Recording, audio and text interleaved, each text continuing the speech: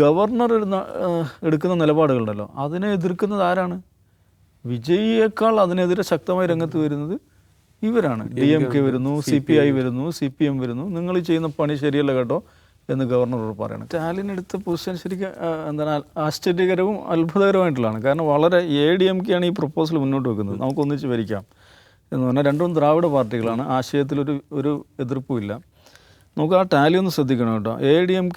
DMK സഖ്യത്തിൽ 73 അവരുടെ Tally, ADMK സഖ്യത്തിൽ 53, രണ്ടും കൂടെ കൂട്ടിയാൽ 126 ആവും. അതിൽ BJPക്ക് ഒന്നേ ഉള്ളൂ. ആ മൈനസ് ചെയ്താൽ 125. വളരെ കംഫർട്ടബിളായിട്ട് ഭരിക്കാവുന്ന ഒരു ടാലിയാണത്.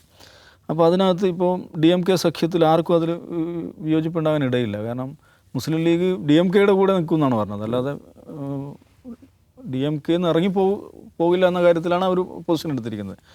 അപ്പം ഇവർക്ക് DMKയുടെ 59, കോൺഗ്രസിൻ്റെ 5, പിന്നെ കോൺഗ്രസ് പോയി എന്ന് വിചാരിക്കാം. ഓക്കെ, കോൺഗ്രസ് TVKയുടെ കൂടെ പോയി. അത് കഴിച്ചാൽ 120 സീറ്റുണ്ട്. അങ്ങനെ കംഫർട്ടബിളായിട്ട് ഭരിക്കാവുന്ന ഒരു ടാലി അവിടെ ഉണ്ട്. അപ്പോൾ അങ്ങനെ പ്രപ്പോസൽ ADMKയുടെ ഭാഗത്ത് നിന്ന് വരുമ്പോൾ ഇല്ല, ഞാനതിനില്ല എന്ന് സ്റ്റാലിൻ പറയുന്നുണ്ടെങ്കിൽ അത് ഗംഭീരമായിട്ടുള്ള നിലപാടാണ്. കാരണം അദ്ദേഹം പറയുന്നത് പോപ്പുലർ മാൻഡേറ്റിന് വിരുദ്ധമാണ് എന്നുള്ളതാണ് പറയുന്നത്. ഇനി അതല്ല, ഇങ്ങനെ സഖ്യം വന്നാൽ തന്നെ എനിക്ക് മുഖ്യമന്ത്രിയാകാൻ പറ്റില്ല എന്നതുകൊണ്ടാണോ എന്ന് ട്രോളുന്ന ആളുകളുണ്ട്. എനിവേ അത് വരും. പക്ഷേ അദ്ദേഹം പബ്ലിക്കലി പറഞ്ഞ കാര്യങ്ങൾ നമ്മളിങ്ങനെ തട്ടിക്കൂട്ട് പരിപാടികൾ നിൽക്കേണ്ട. കാരണം മാൻഡേറ്റ് ആർക്കാണ്? ഇങ്ങനെ വിജയിക്കാണ്, TVKക്കാണ്. അവർ ഭരിക്കട്ടെ. പിന്നെ 6 മാസം ഞാനൊരു ബുദ്ധിമുട്ടുണ്ടാക്കാൻ പോകുന്നില്ല. ബുദ്ധിമുട്ടുണ്ടാക്കാൻ വിചാരിച്ചാൽ ഉണ്ടാക്കാൻ സാധിക്കുന്ന പാർട്ടിയാണ് DMK.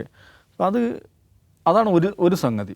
എന്താണ് നമ്മളെ സംബന്ധിച്ച് അത്ഭുതപ്പെടുത്തുന്ന, അല്ലെങ്കിൽ സല്യൂട്ട് ചെയ്യണം എന്ന് തോന്നുന്ന ഒരു നിലപാട്. വേറെ സംഗതിയുണ്ട്. ഈ ഗവർണർ എടുക്കുന്ന നിലപാടുകളുണ്ടല്ലോ അതിനെ എതിർക്കുന്നത് ആരാണ്?